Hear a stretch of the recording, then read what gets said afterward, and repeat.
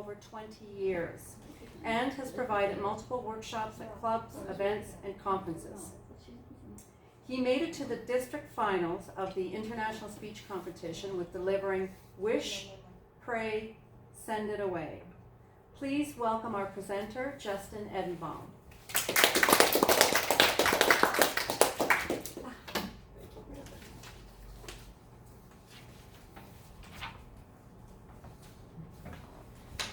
Everyone has a speech that they hate.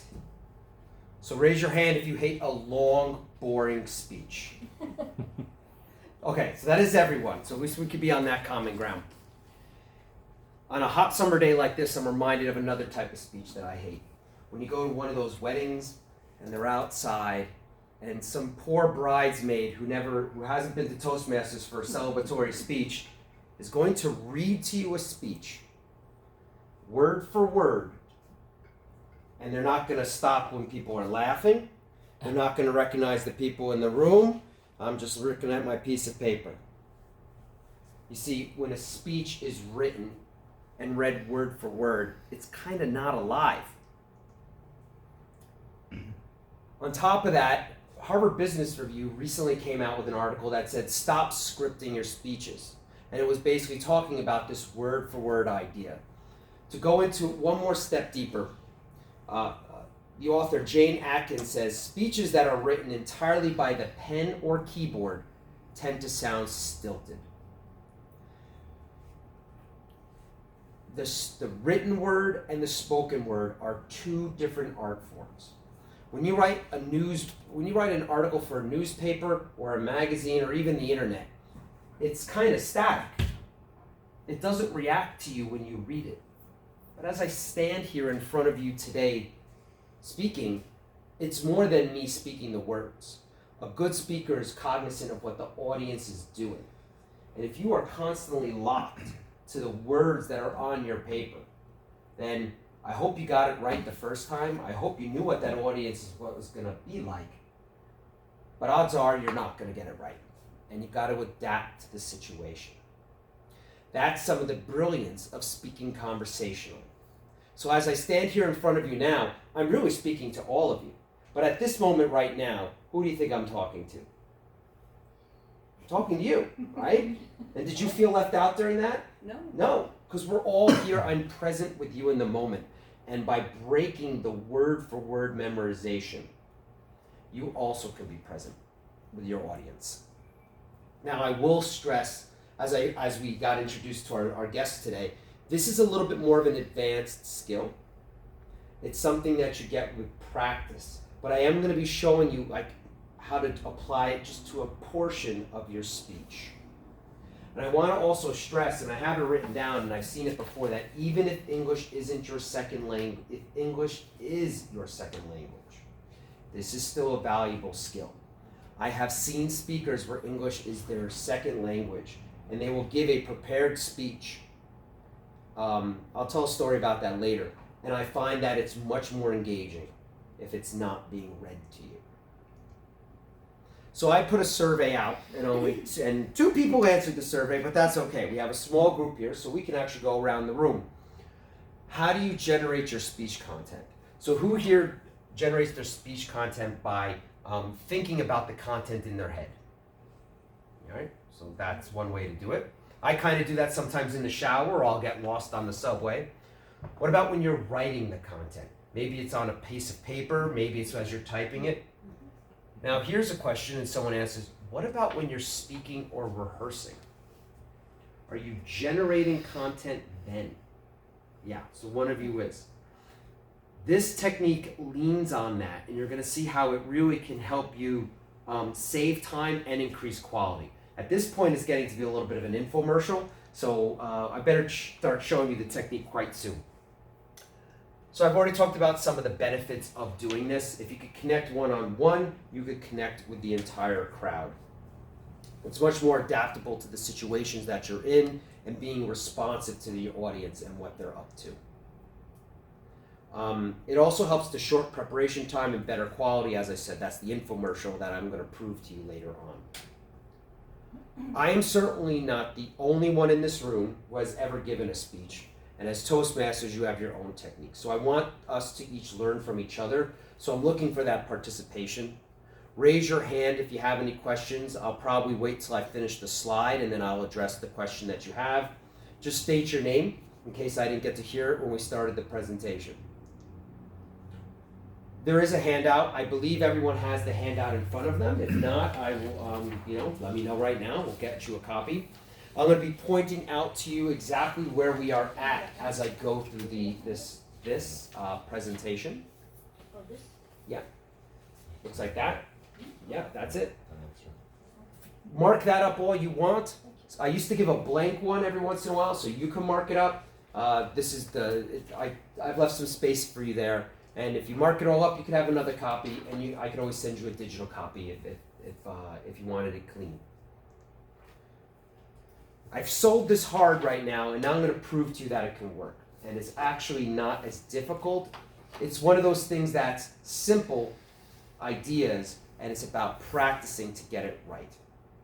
We're going to talk about the technique, and that's located at the top of your handout in that yellow part of the agenda. So before I begin, what else do you need from me to help you learn this technique and break word-for-word memorization to start having more of a conversation with your audience? What are some questions or issues that are blocking you from learning right now? Anything? Yeah. I think for me it's just the confidence that I can go off script. Yeah. That's my worst part. Yeah. So you already have, when you say you have a script. So I saw your piece of paper. You got that word for word right there, right? So I'm actually going to show you how to start doing this. I don't want you to do a 5 to 7 minute speech cold like this entirely, but I'm going to show you how to start breaking that habit or learning a new habit that'll help you. Yeah. And it can be applied to much longer than 5 to 7 as well. 5 to 7 is the standard Toastmasters speech length. If you could do it in 5 to 7, you could do it in an hour. All right. Any other questions about it before we get into it? So let me start showing you. The technique has 3 parts.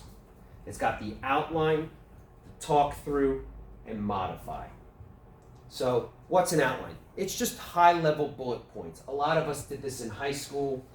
Maybe before you started writing an essay, you kind of break it down into high level. So if I had a speech about cell phones and how they impact your life, I might have a section and the highlight might say, don't use your cell phone when at the dinner table, having one-on-one conversations, and maybe when you're reading a book to your child. These would be 3 times. So the outline is the high level. When not to use it, here's 3 examples. Now, you're not writing all the sentences and verbiage around it. We're not talking about, when you tuck your kid into bed and you're sitting there engaged with a book. This is a time when you don't. No, you just put that high-level idea on there. Now, you may have a longer-winded way of explaining it, right? By the way, this is meant to be blurry. I've once had someone say to me, I tried to read that. It's actually Abraham Lincoln's speech, if you really want to know, but it's blurred on purpose.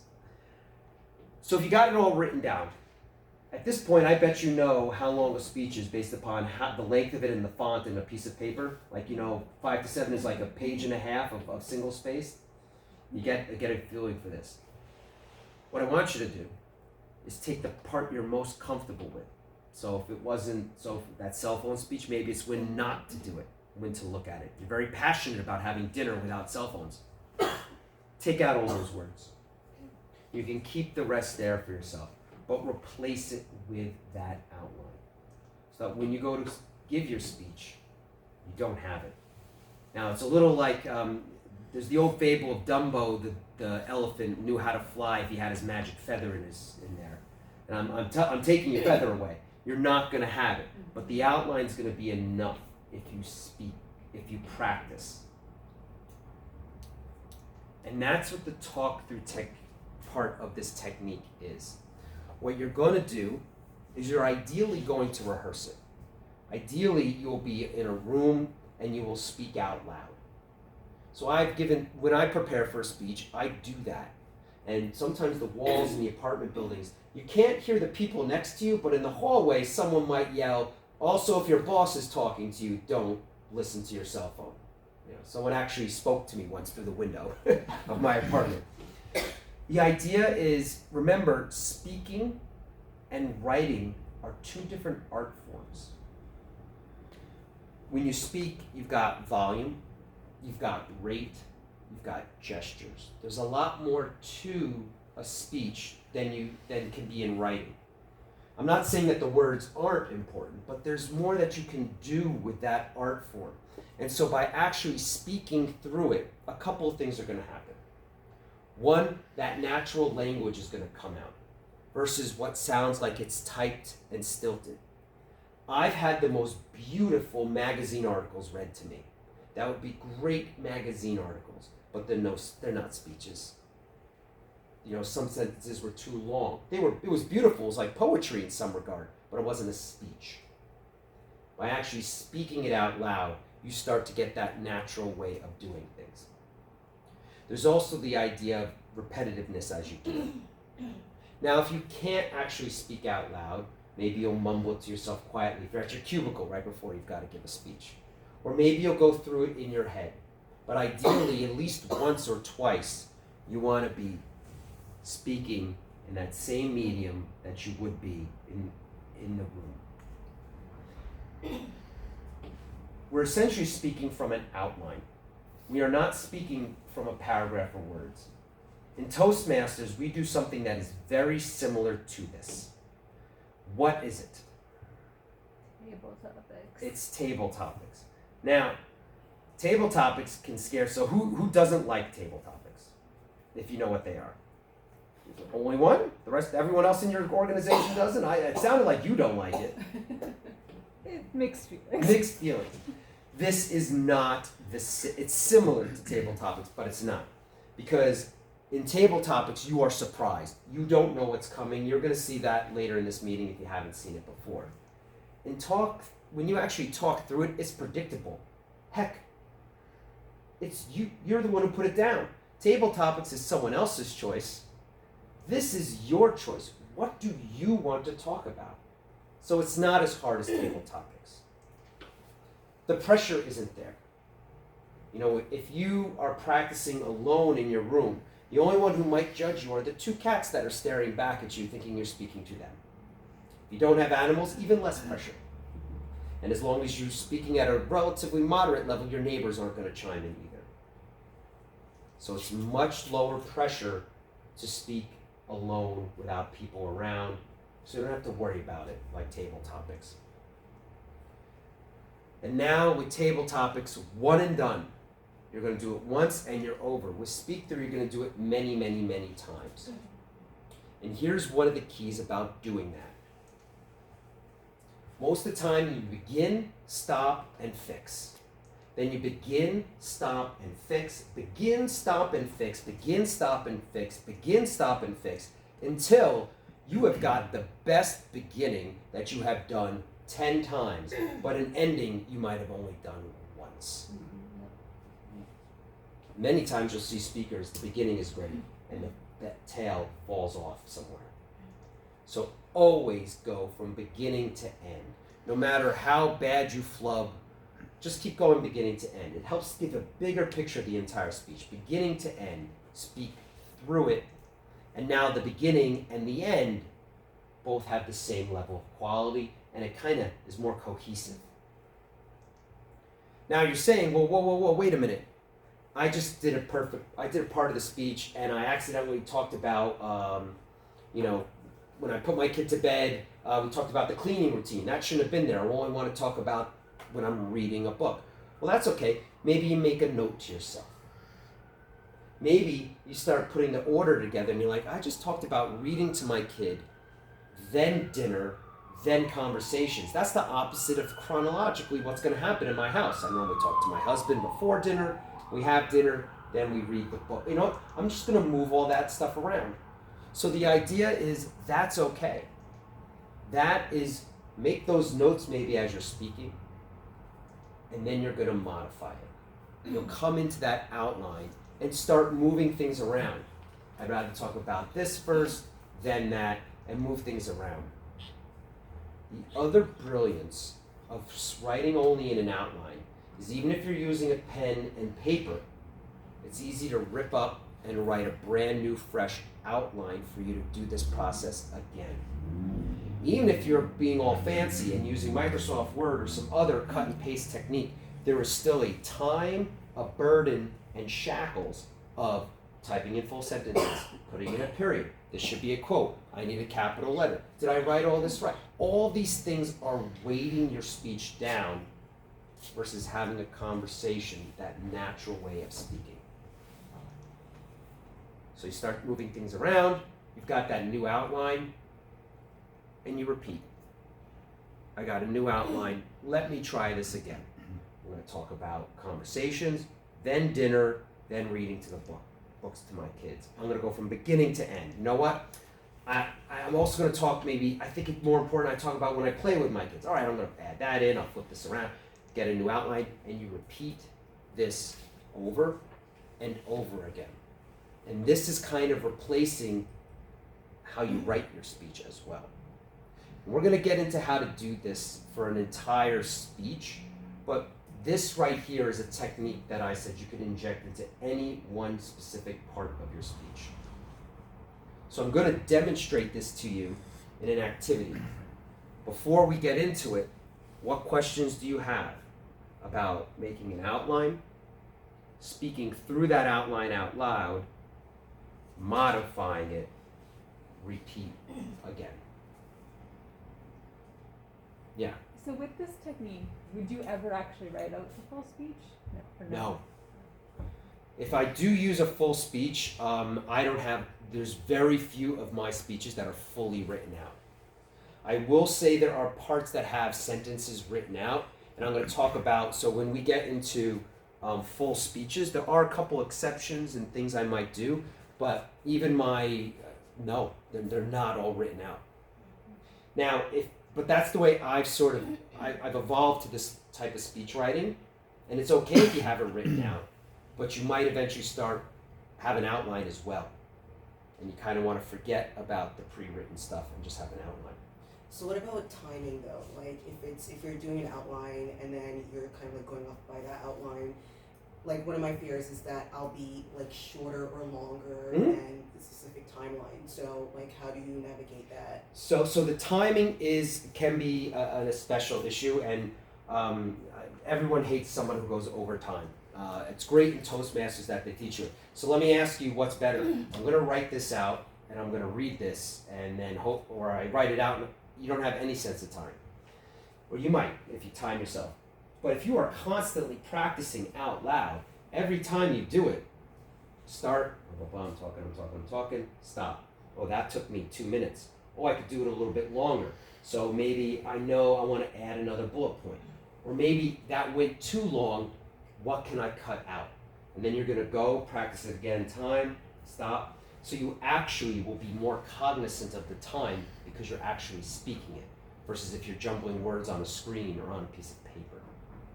Did that convince you that the timing is actually going to be better with this technique, or you're still worried? I'm still worried only because I feel like, every time if I'm doing it that way, I'm going to switch my words or switch the sentences. It's going to be slightly different each time I rehearse it. And that is okay, totally acceptable, and that's the way a speech should be, in my opinion. Because if you're speaking it the identical way every single time, you have got a brick wall that is not responding to the people that are in the room.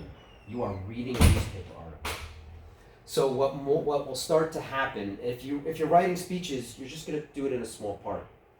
When I do a full speech in an outline form, and I cut it off, I know that I want my practice version to be about 5 to 6 minutes, because when I actually do it in person, I typically am adapting to the room and adding content to it, right? But you want to switch the words around. We're not looking for perfection, we're looking for human. And even if English is your second language, if you practice the same thing over and over again, it will sound better and you get used to it. Even if you go into a rhythm of it being the same way each time, it's okay. So I got a couple of funny stories that I tell maybe if I'm at a bar, like the time I accidentally ruined a bachelorette party. I've told that story so many times. I never tell it the same way twice, but I've honed where it is. I know where the punchline is. I know it, and based upon the person in the room, I kind of know how to adapt that story. The more times you tell it, the more you'll have a sense of the timing, and the words become more natural than what they would be if you tried to read it or keep it word for word.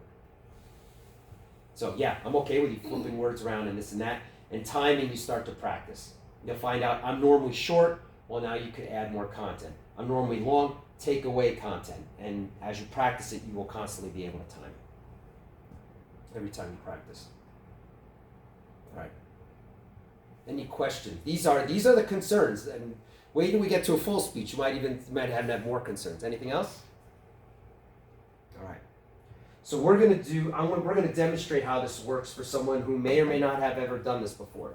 So actually, where I put down, I used my own prompts here as a prop, and I lost it. Okay.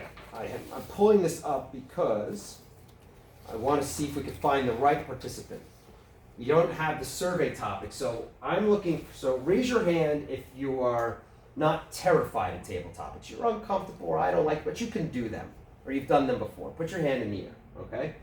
Now, these same four, oh, that's most of you, keep your hand up if you write and memorize a speech word for word. Okay. I'm gonna take Amanda. Oh no. Because you're worried about it. Yeah. But you're the right person because we're gonna inject this in. So I'm gonna let's put a hand together, Amanda. Are you comfortable coming up here? We're gonna write a speech for you right now. Okay.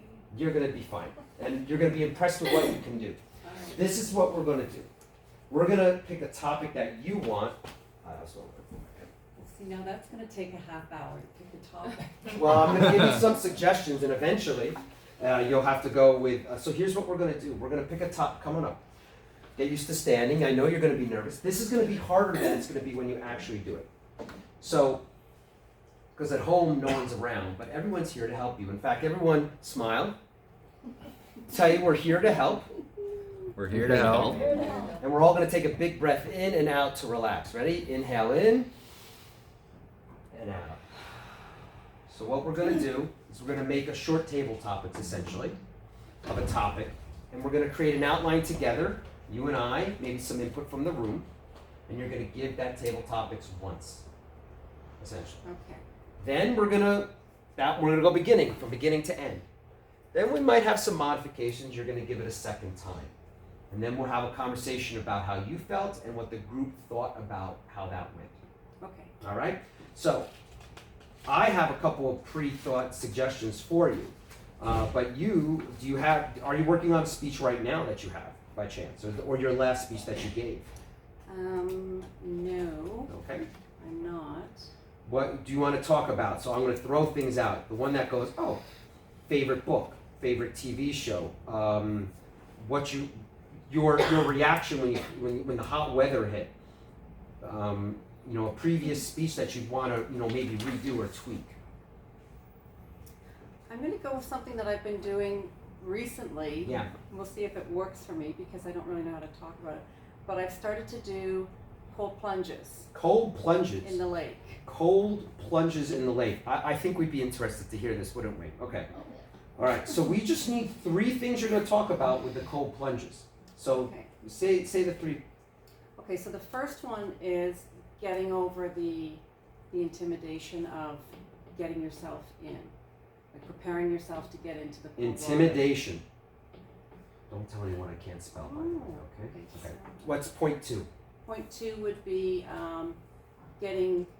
immersing yourself in the cold and how you feel immediately. Your first reaction. Immersion and immediate. We have a lot of eyes here, by the way. Mm-hmm. Alliteration. There you go. You do not need an eye for point 3. So let's. Point 3 is the benefits when you come out and what you feel. Benefits, or the after, we'll say. Okay. So all we're going to do now is it's really going to be table topics. You're going to speak for 1 to 2 minutes, okay? We're going to pretend that it's a speech. So I'm going to introduce you. I'm going to, if I do cut you off, it's because you're going past like a minute and a half. Because we want to demonstrate some things. So here's an outline in front of you. This is all you have. This is all she has. So please welcome Amanda. Cold plunges. Cold plunges, Amanda. Thank you, Table Topics Master, and most welcome guests. I started getting interested in cold plunges because of my age. I heard that it's really good for inflammation, and I thought, okay, I'm going to start doing this. I have access to a lake. You can also do it in your bathtub if you want to fill it with cold water and ice, but a lake's more fun. And so the first time I decided to do this, it took me a while to get in. You think, I can do this. But then as you walk towards the water and you realize how cold it is, you take your robe or your coat off, you're in your swimsuit, and the cold air is on you, and there's still ice on the top of the lake. The dog actually broke the ice, so that was good for me. And you get yourself in. And immediately, your body goes into shock, and you think, I can't do this because I'm gonna die, I'm gonna have a heart attack.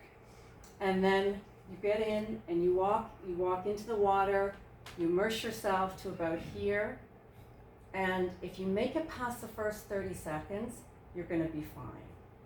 But that first 30 seconds, most people jump up and run out screaming.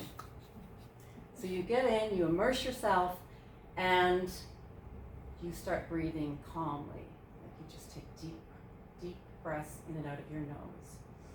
And all of a sudden 2 minutes has passed, 3 minutes has passed, 4 minutes has passed. And you think, okay, this was good, I can get out now. I'm going to stop you there. So that was very good. All right, let's All give right. her a hand. Now you're going to do it a second time because the whole point about it is repeating. So actually what happened is when we wrote it down together, and mind you, totally different than when you're actually writing it. When we did cold plunges, you didn't start with the intimidation, you started with, why did I even want to do this? You started with the benefits, which I think is a much more important thing. Otherwise, you're just a crazy lady walking into a lake. Right, Okay. right. So you said, all right, these are the benefits, okay? So then, so I've already put in one other correction. I'm going to actually throw it to the crowd. What else do you think might be something we want to tweak about this? Not too detail-oriented, but what do you think? Anything? What do you think? I probably used too many filler words. No, not too No? many. But don't worry about that. See, you're judging yourself. Don't worry about it. You didn't Can I actually. throw in something? She Yeah. uses very few, if any, ums and uhs. She's I always counting you. I She always said you didn't. thought of that as a speaker. You're very good. Oh, okay, And good, then- good. But that was not your own self-impression, was it? Okay. Sorry. All right. So we've got the benefits. Then you talked about that. Then there was that intimidation, like how am I gonna? Right. I think. We talked about. I think it was your first time doing it, right? So let's just relabel that first time. Yeah, I liked how you were talking about your first time, just in your voice, there was like a bit of anxiety, and then you got in, and then you talked about how it was like very calm, and your whole tone changed, and you slowed down a little bit. Oh. So I'm gonna. I was out of body the whole time I was talking. No, it And, was and that's great, okay. honestly. So, well, we're actually kind of all we're doing is really just putting the outline to what you said. Yeah. So it's benefits first time. Then there's that change that happens with the breathing, and then how you felt afterwards. Okay. So all we've done is I'm actually going to hide the other outline from you. So it's cold plunges, it's benefits, it's first time, change, and afterwards. By the way, I apologize. I have been doing this online for so long, and normally I share a screen and do this. I have completely forgotten I needed a whiteboard, so I'm trying to verbalize what's going on up here. I'm going to reset the clock. Okay, how long did I go for? I stopped you at about 1:45. Oh, okay. Okay. So here we go. Amanda, cold plunges. Cold plunges, Amanda. Thank you, Table Topics Master.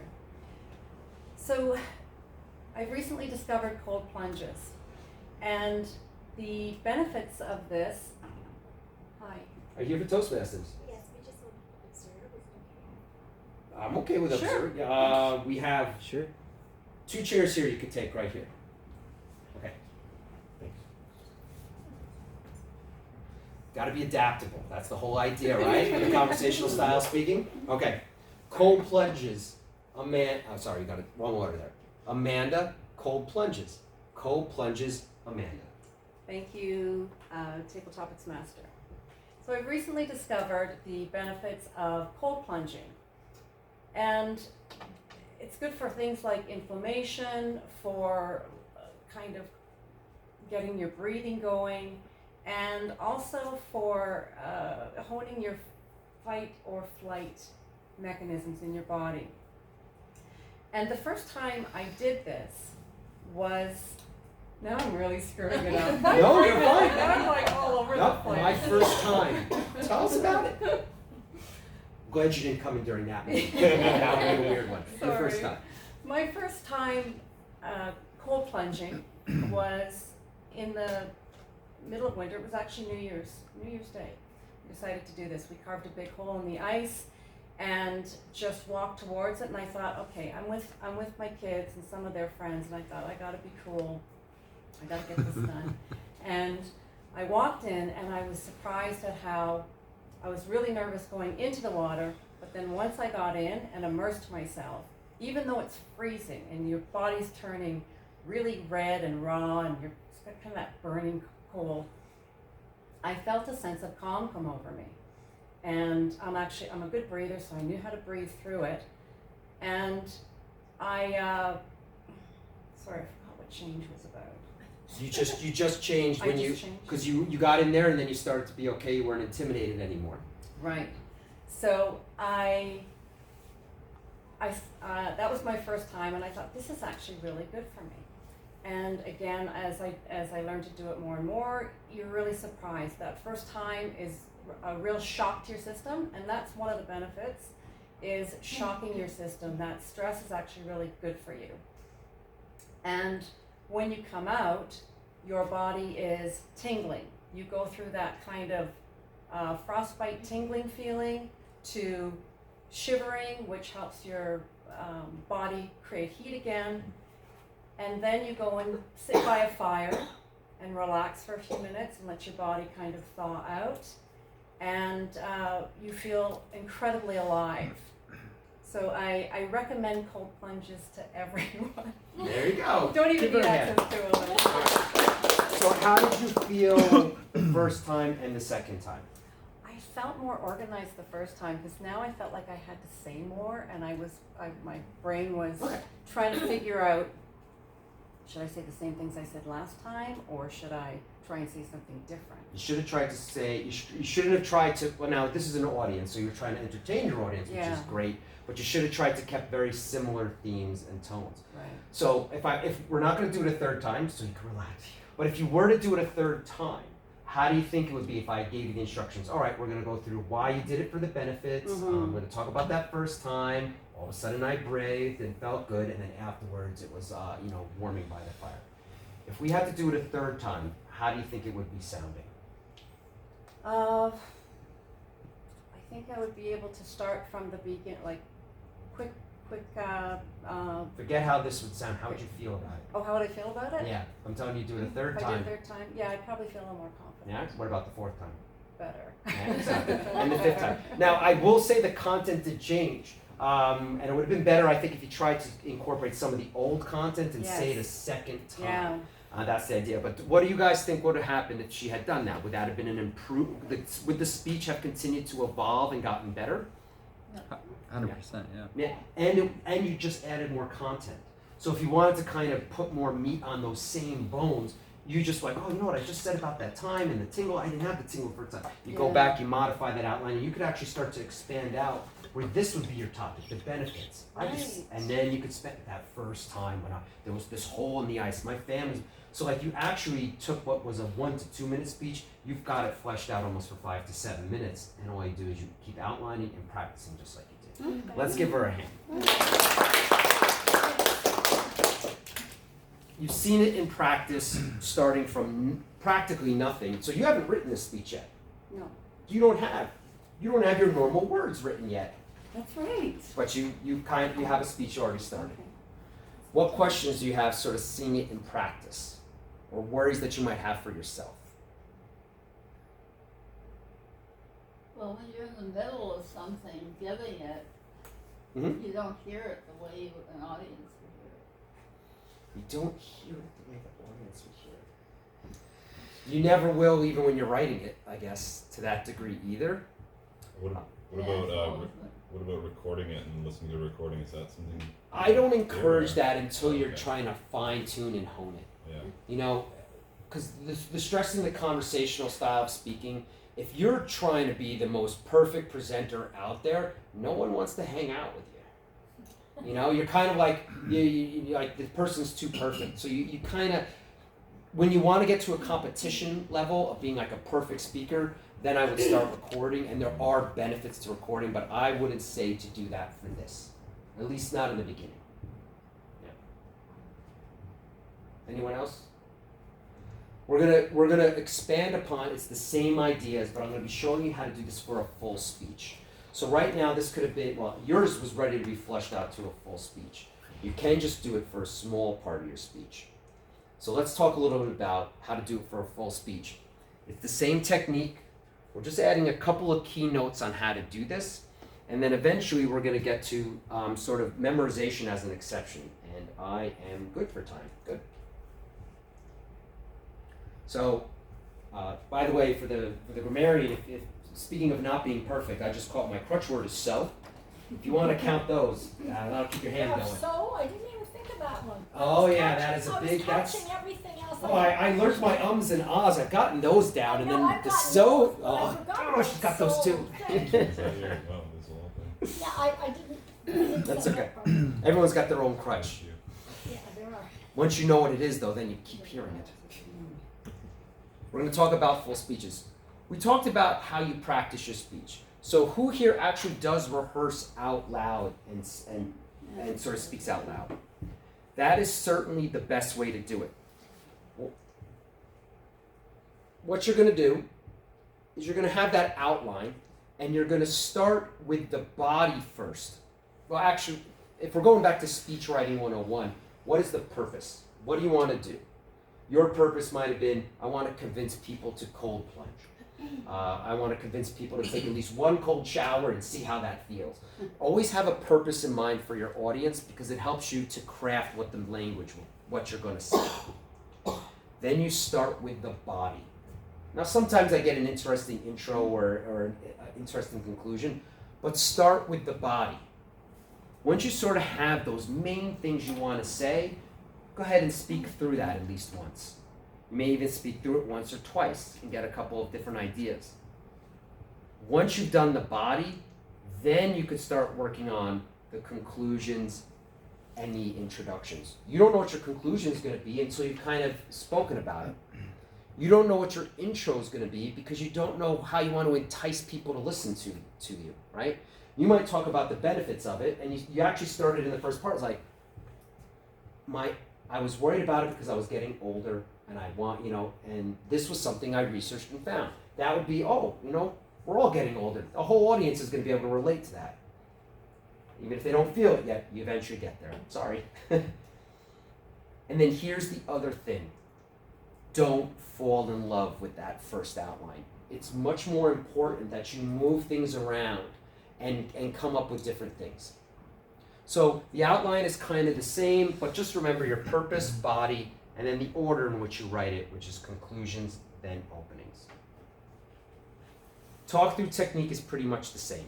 You're going from beginning to end, beginning to end. And you'll make notes.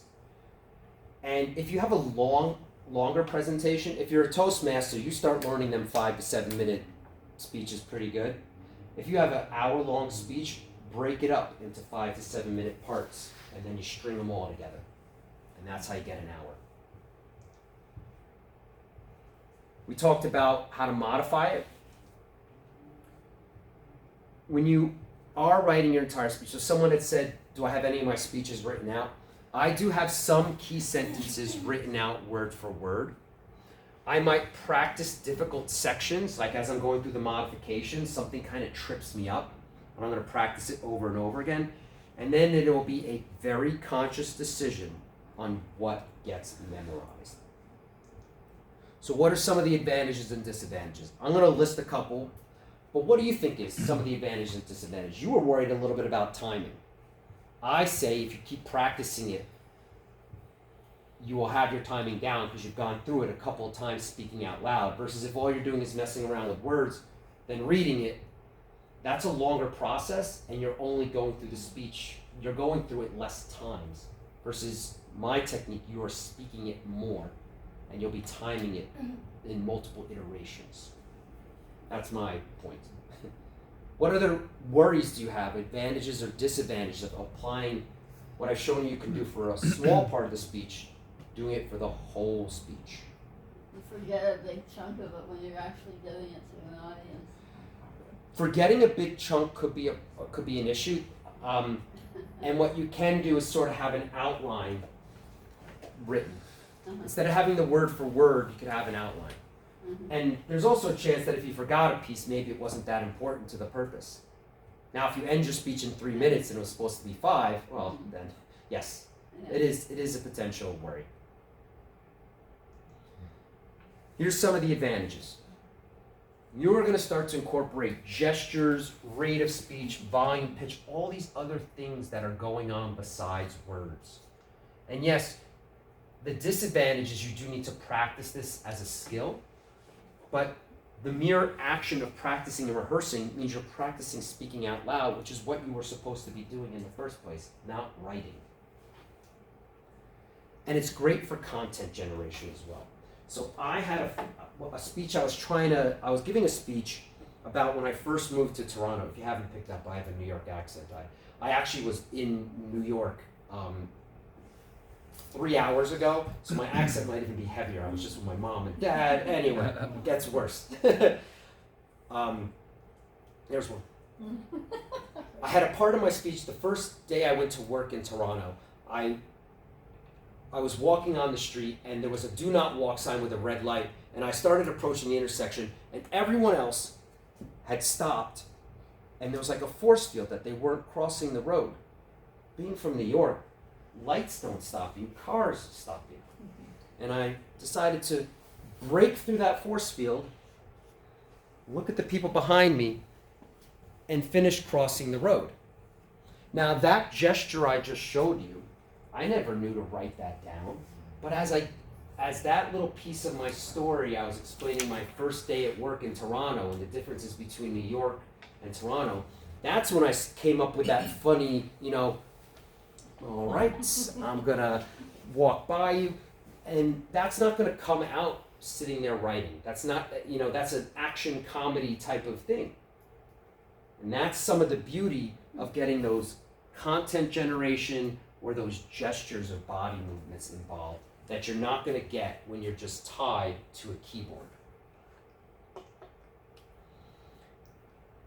And what else it starts to do is it's shortening your time, because we talked about when do you generate your speech content. There's still value in content in your head and writing it, but you are now combining your rehearsal time with your content generation time. You probably have about 4 to 5 minutes of content that you spoke up here. Now you may not remember it, you were nervous, but if you go back and start doing that speech again from an outline, you've already got pretty much your 5 to 7 minutes done. And that was done while rehearsing. So it's shortening your time because you just cut out the writing.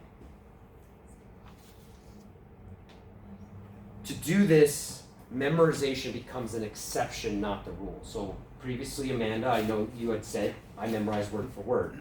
No, except for what I'm going to show you. Any questions about using this on a full speech other than when we start talking about how to memorize things? Or any other worries or anxieties? And if you have anxiety for an entire speech, just do a section. Okay. Any questions? All right, let's talk about memorization. All of this is on the bottom of your handout here. So some people have said they memorize everything word for word. Somebody in the crowd does mostly an outline. This is what I'm saying is you should be doing mostly an outline. Memorization as the exception. The conclusion. I would at least memorize the last sentence. This way you know where you're driving to, and you crafted that to be a strong statement. It's don't end it like Forrest Gump, and that's all I gotta say about that. You wanna end it on a good note. So, I've been talking to you about cell phones. The next time that you are playing with your child, the only thing that should be in your hand is a puppet, not your phone. That was one of the conclusions that I would have at the end of a speech, a very clear statement. And do not end with thank you. Okay? The only thing that should be in your hand is a puppet, not your phone. Thank you, thank you, thank you. Or, the only thing that should be in your hand is a puppet, not a phone. And you would come over as the Toastmaster, you'd be like, oh, this guy's done. Okay, all right. So the crowd thanks you for entertaining them with that applause. Don't thank the crowd. Now, there are sometimes exceptions, maybe if you're getting an award, but even if you're getting an award, you don't have to end with thank you. You know, you could say, hard work and my mom. That's why I'm here. You don't say thank you, organization. Don't end with thank you. That's the conclusion. Last sentence. Introduction. That first sentence should be memorized, and if you need to, do the whole paragraph. If you're the type of person who gets nervous speaking and you're used to word for word memorization, make that whole intro memorized and do it a lot so that it's easy. So no matter what's going on in your life or what's going on right before you speak, it just comes naturally. And then the rest of it could be less. You want it almost to be a reflex. Right now in your home, there is a black, disgusting insect that is stealing your life away from you in small pieces. It's in your home, when you're home, and it might even be on you right now. It's your cell phone. Have those first few sentences ready to go.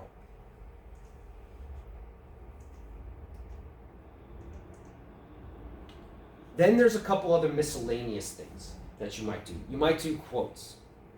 The spoken word and the written word are two totally different art forms. That was the quote that was up on the screen.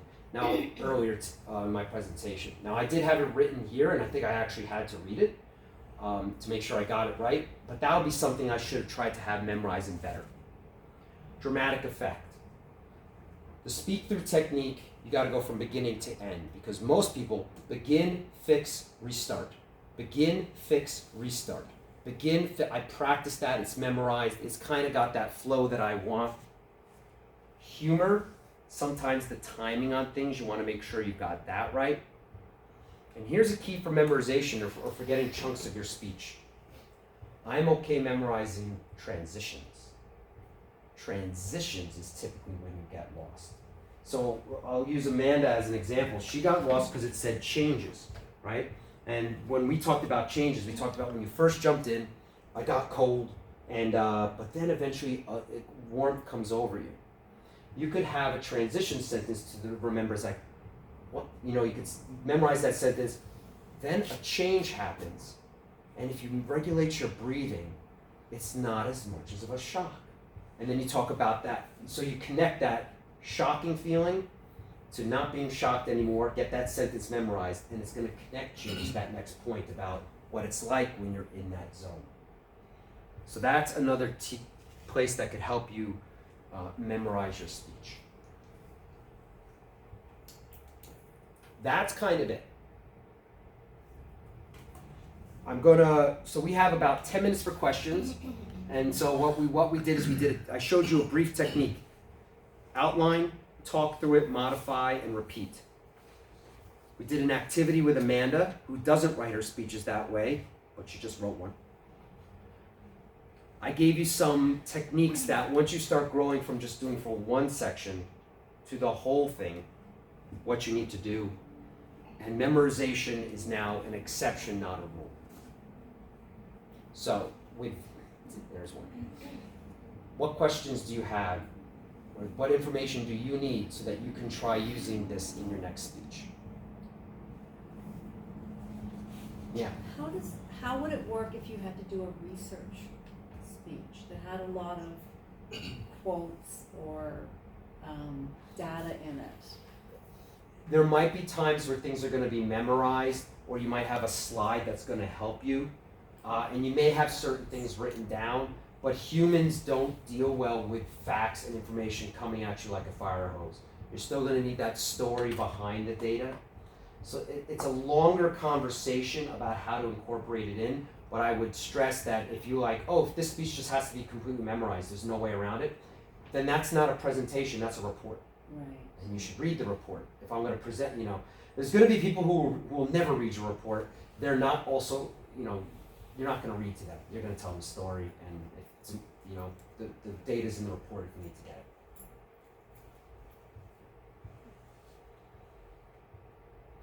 Let me ask you, English is your second language. Would you be able to try this in a small part of a speech? Now, you're not even a Toastmaster, but how would you feel, what would be your intimidation to try it in a small part of a speech you were working on? When I need to have any speech, initially I write, Yeah. because for me it's not easy to find necessary word that really Yeah. suit. That's the problem for me. Yeah. Sometimes I use dictionary, Mm-hmm. and that's why I need to write this, and Mhm. then I try to memorize it. Okay. When you first give your first few speeches, I would tell you that's what you need to do. But what I would do is, as we talked about, that slide before where you inject one part in, to try it. Because the story that I always tell is there was a guy, he was a Toastmaster, English wasn't his first language, and he was running, I'm a professional engineer, and he was running to be one of these positions in a professional engineering board.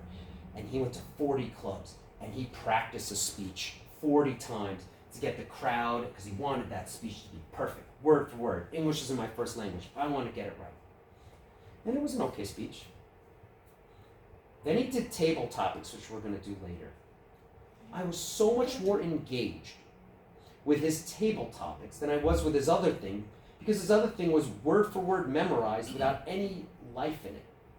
So I don't remember what the table topics was, but I can tell you I remember being more connected to him during it. So he felt grammar and being perfect was more important than connecting with the crowd, and I would say that's not true. So I understand it could be difficult, but you just answered my question just fine. High pressure, lots of people around you. You didn't know I was going to, there's no collusion here. And you did well enough, certainly under those circumstances. And if you gave a speech, the idea is you're going to say that. If I could ask you the same question again, and you would answer it better, right? If I said, what would be your limitation? Why, you would be able to answer, and that's the point. You're going to say it 3 or 4 times, that one little section, and you'll see that section will have, when you do it, it has more life. People will be like, oh, she's not reading to me anymore. You'll see. So I just try it in a small part of your speech. Would you say there's a sweet spot for the amount of times you rehearse? Like if you're changing it up, consistently, you're speaking in different ways. Yeah. If you just continue to rehearse. It's going to be very dependent upon the individual. Mm-hmm. I wouldn't say that the sweet spot, you can keep practicing it over and over again. I'd say the sweet spot starts to happen. So what are the indications that you've hit your sweet spot? A couple of things. One, if you're getting bored, you're no longer nervous and scared about it anymore. So you're ready. If once you're getting bored doing this, you're ready. You want to go through the final version, or what is the final outline, probably 2 or 3 times. So that's, if a speech is 5 to 7 minutes, you're talking about, it's going to take a good speech done this way could take anywhere from 1 hour to 3 hours of prep time. What's even better though than sort of the number of times is like extend it out over time. Like anything, if you could, you give it, like if you had a full week, you give it once. More space. You give it once every 7 days. There was a whole study about how sleep can help erase mistakes. And so it really is great when you could come at it fresh the next day and try again. And so when you say sweet spot, I will say the more times you do it, the better it will be, but then there's diminishing returns. Like if you give it 5 times, it's going to sound probably good enough. Yeah. If you do it 10 times, it'll sound better. 20, the difference between 10 and 20 may not be that great. So at some point, diminishing returns. You asked for a sweet spot. I don't know if I answered that directly, but do you feel? No, I think yeah, you hit that for sure. Yeah. And I know in watching you, Amanda, you were sort of thinking your first try was better than your second try is what you were sort of like expressing. And I find that too sometimes when I'm speaking, I'm over practicing and then I start tripping myself up. Like Yeah, but are you doing it word for word memorization? I think I'm trying to get more comfortable, and then there is sometimes I'll go off my script and I'll mess up, and then I'll come back and try and like. Going off script is not messing up. Going off script is interacting. Yeah. So that's or what happened is that script wasn't good for you, or that didn't work. There's an old I forget, I read once about actors. They're supposed to juggle while trying to read their lines, and if they drop then they're good jugglers. And if they drop the ball, that means what they were saying wasn't natural and something had jarred them. And so they'll look at that line and say, that wasn't right. If you're going off script, there's a reason you went off script, because you're talking out loud and something that said, this is not how I talk. Yeah. So don't worry about that. Once again, speak through it, then go back and ask the question, what happened? If you haven't used this technique very often, repetition is going to help you, but reading the same thing over and over again is what I'm saying you should not do, because then you're reading a magazine article. So, and then you're trying to do two things at once. You're trying to like remember and go off script. So you sort of have like competing things, which can make it more likely that you're gonna sort of get tripped up. Yeah, especially because you're like, oh, that's not the word I used last time. I'm using it in a different order as you spoke about last time, and that's okay, because that wasn't. They have no idea what you wrote. They have no idea if you missed a part of your speech because they didn't hear earlier versions of it. Yeah. Any other questions? Let's see where we're at. I got 2 more minutes. I can entertain you with questions. So, here's another one. I'm rusty. By the way, I haven't done. This is my first Toastmasters meeting in person since COVID. Wow. I just realized that. Yeah, thank you. I have done other public speaking, but I have not done I just gave a lecture at a university, but this is my first Toastmasters meeting. I have another workshop, but it actually lends itself more to the virtual environment, which is how to lead virtual business meetings. So it used to be how to lead business meetings, and then COVID hit, and I quickly adapted and changed. But that's another workshop that I offer. If I did it in person, I'd probably flip it back to business meetings in person. There's a lot of things that are that overlap, but that's another workshop that I offer. I hope, so here's a summary of kind of why I think conversational style speaking is important. I didn't really stress about that connection with the crowd, but do you see how it works? If I'm not reading to you, how much more important it is that I'm here with you going back and forth? Even if like connection's more important than anything else. I've talked about reducing the memorization. You still are kind of not memorizing the speech, but you're memorizing the content of it. You're saying it multiple times. It's like the time I ruined a bachelorette party. I know that story. I've said it multiple times, but I get better and I'm ready to talk about it. I think I showed you how you reduce preparation time. This speech you're going to write about the cold plunge should take you probably half the time as what it took you in before. And if you have to write some of it, there's still sections of it that I think you should try this technique. And overall, I do believe it improves the quality. Because think about the quality. I'm not talking about the perfect grammar. I'm not talking about the perfect word usage. I'm talking about being there for your audience and being more adaptive to the environment. And that is how eventually you'll just talk to me.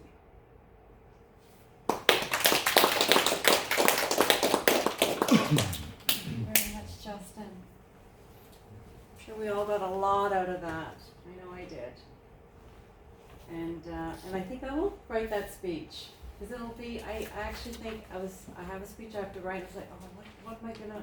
You can just deliberate forever on what you want the topic to be. So I'm gonna use that. That's a good one. Okay, well, we could take a quick break, or we could spend a little bit more